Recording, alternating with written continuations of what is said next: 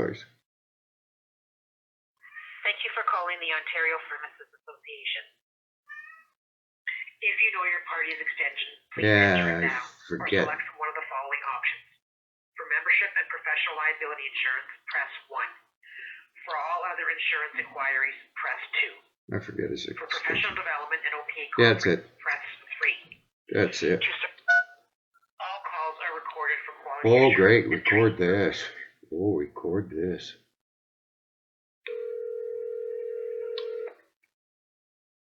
Good afternoon, Ontario Pharmacists Association. Can I help you? Angie, this is Gary Thompson calling. Hi, how are you? I'm great. Just in regards to the OPA's naloxone training. Yeah, I took it twice, 2 different locations. The webinar from the OPA, Michelle Clayman was your consultant. She's an MD. And another one with Allan Choi and the pharmacist from KMH. And I brought up respiratory assist because the OPA isn't stressing respiratory assist like a lot of other places aren't. And I'm showing up on scene on a regular basis, parents giving their live children non-drug overdoses chest compressions.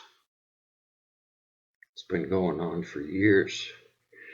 Allan Malek, he was at Queen's Park for the reading of Bill 105, the second reading, Natalie Kusandova's private members bill.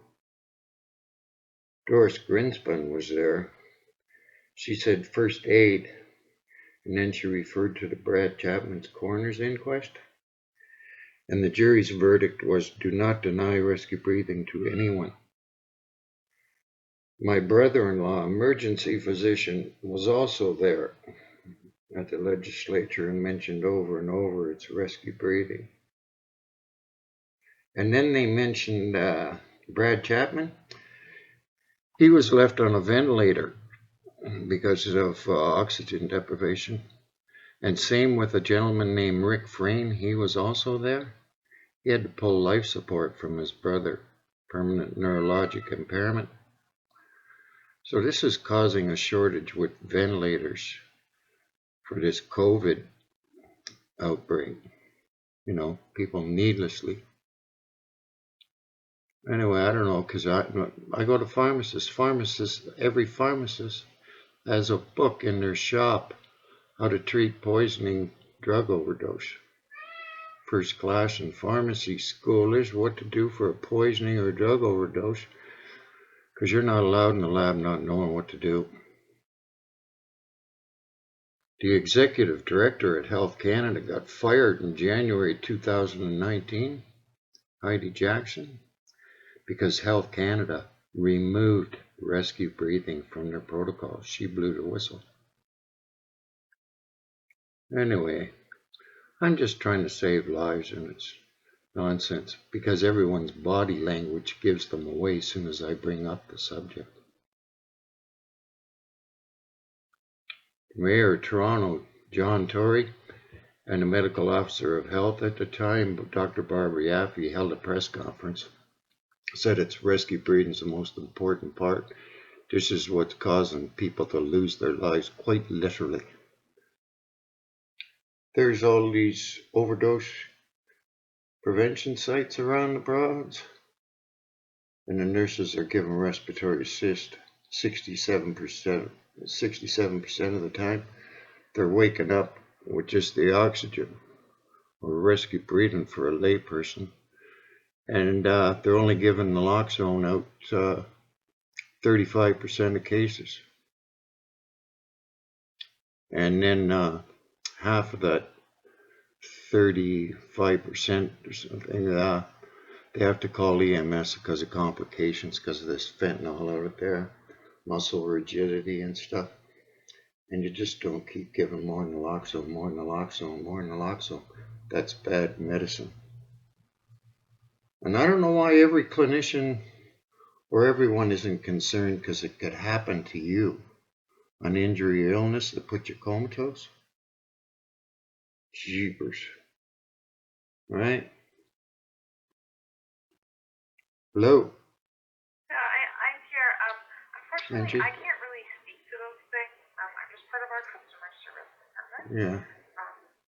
I might suggest just sending an email. Oh, I have. I have. I was down at your offices. The big glass door. When you first had Michelle Clayman, I had Dr. Michelle Clayman, your consultant, charged with the College of Physicians and Surgeons. They had a hearing for her. They had a hearing, and then they write me back, Gary, take it to a higher power. Yeah, right. Anyway, I'm just trying to save lives. Allan Choi knows me. They all know me. I make deputations down to the Board of Health all the time. What's his name? Giorgio Mammoliti, the ex-counselor. He got himself kicked out of City Hall for asking the medical officer of health how come he's not in jail. They said, call security, call security. Well, security didn't come and get Mr. Mammoliti because every security guard down at City Hall knows what they're doing is wrong. They all have first aid. Anyway, Angie, I don't know why I'm having a problem. I was the 20th person to take this training when it became available. It all started at Toronto in September 2011, and I've been trying to stop it ever since. It's going across the country. Provinces are collapsing one by one. There's only 3 provinces left in Canada that still teach respiratory assist. That's New Brunswick, BC, and the Yukon. The rest of them all have folded. It used to say risky breathing. Toronto Public Health going around the country telling them to change their protocols.